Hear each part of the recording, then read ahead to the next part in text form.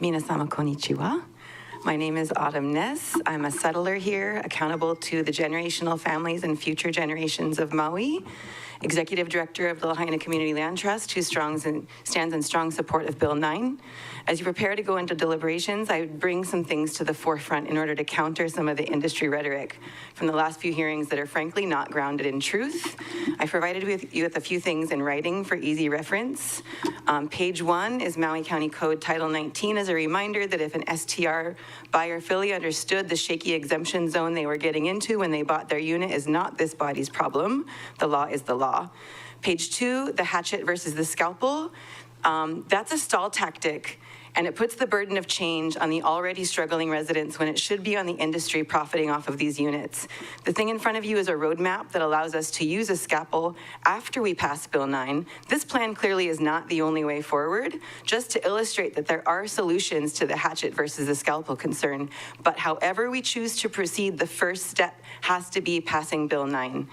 Page 3, the 2014 owner occupancy rates of West Maui Minatoya buildings. This is public data from planning and wearemaui.org. Similar data is available for South Maui, with properties actually leaning way heavier on the owner occupants. We already know which units are suitable for housing because folks are already living there, which makes the scalpel, as referenced above, easy to use. Number 4, the sales history of just a few Minatoya units. These are units owned by testifiers who stood right here and told you folks, quote, these units are too expensive for housing. It's only a few, but you get the idea. These are from RPT records. Reviewing these property files, it's easy to see that these folks got in at the right time, and in many cases, their determination of what's too expensive is based on some phantom return they were expecting through an inflated resale price driven by STR potential. But if we're looking at what they actually bought the unit for, it tells a very different story. Folks who own units in the resident-suitable buildings are hiding behind that too expensive argument from the higher-end buildings. We can separate those two classes from each other, but we have to do it in the right order. Please see the hatchet and the scalpel document. Number 5, can you still buy a Maui condo and make a killing? This is real clickbait from a realtor blog written this year in this current landscape, still targeting out-of-state buyers. You can't watch the sunset from an index fund. Pay for your part-time island life by buying a short-term rental. They've reduced our precious housing stock to a game to make a killing. The game is over. Just because people moved here to build a business to profit off Maui's tourist economy does not mean that this community is obliged to maintain that economy. While folks are talking quarterly sales targets and yearly increases, the rest of our community is thinking in generations. We are not the same. And as leaders, what legacy do you have to leave?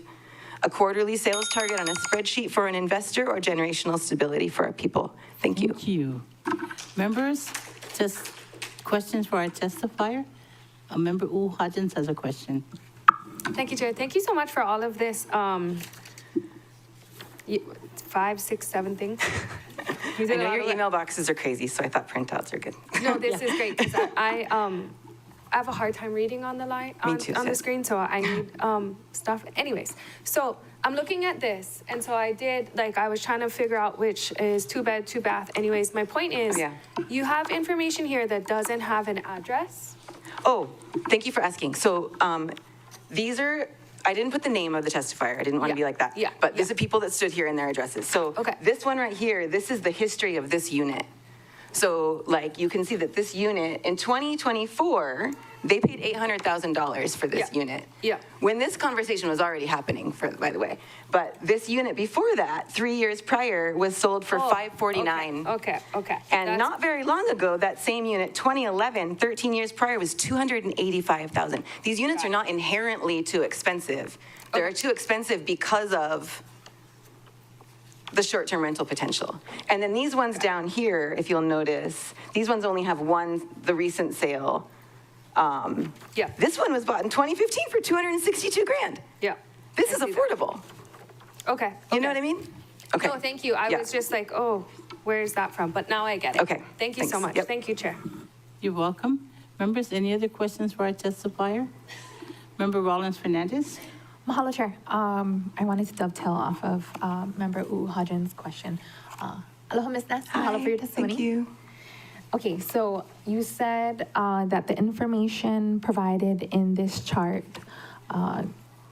came from individuals who testified, and the purchase price data was from the county's website. Yep, RPT. Okay. And the current, okay. So it only has the last time it was purchased, and it doesn't include the current appraisal. So that would probably be another. Yeah, I mean, honestly, this is only a smidge, and I only put this together from the first day of testimony, and I printed it out right away. So this doesn't even have the last 3 or 4 days. But this is just like an example of people will stand here and tell you their units are too expensive, and they bought it 25 years ago for $165,000. You know what I mean? So we could do a more in-depth study about which units are actually too expensive during the phase-out period, because some are like, want over $1 million, heavy carrying fees. Some are Kihei Gardens right next to my house in Kihei, where I know that bussers and servers that I used to work with live. You know what I mean? So we can carve those out, but we got to do it afterwards, I think. Thank you. Members, any other questions? I had one last question on page 3. So it says the West Maui Vacation Rental and Apartment District as of 2014. And you got this document from where? This is from the wearemaui.org, the website that the planning department put together for the West Maui CPAC. So it's, again, just to illustrate that the data about the owner occupancy rates per building, we already have it. Yeah, okay, so CPAC, the Community Plan Advisory Committee, Yes. updating the West Maui Community Plan. Thank you. Okay, got it. Mahalo for that information. And just real quick, just because it was said, carve-outs will likely not be allowed, and we'll have that discussion on why that's so. Mahalo. Ms. Okay, Ness. mahalo. Thank Chair. you. Member Paulton? Thank you. My question is on document number 5, entitled "Can You Still Buy a Maui Condo and Make a Killing?" It's a lot of reading to go through to ask the question on, but are they? I just don't understand it. If you could clarify. Totally. I just did a quick search about like short-term rentals on Maui, and this is one of the first articles that came up. And the point of me including it, I tried to highlight some things to save you the reading. The point is that they're still marketing these as investments. Nowhere in here are they talking about helping the Maui economy. They're talking about why this is still a good investment, even in this current landscape, to buy units that are short-term rentals. Some Minatoya, some not, but it's really targeting folks that their new angle is, if it's not gonna pay for your retirement, at least you can be able to live on Maui part-time for free. Like, you're not gonna make a killing, but you can buy this unit, stay in it 4 months a year, call yourself a resident, and then the tourists pay your mortgage the rest of the time. You know what I mean? But just to clarify, are they saying that it's a predetermined outcome of Bill 9 that they still will, or you still will for 3 years, or? They're walking a line. If you read this more carefully, they're not saying don't buy it. Their market is specifically to out-of-state buyers, and they're saying like some Minatoya, yes, and. You know what I mean?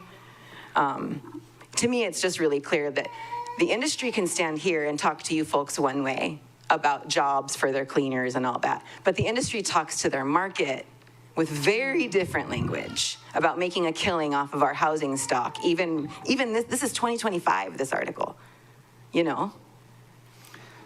Thank you. Thank you.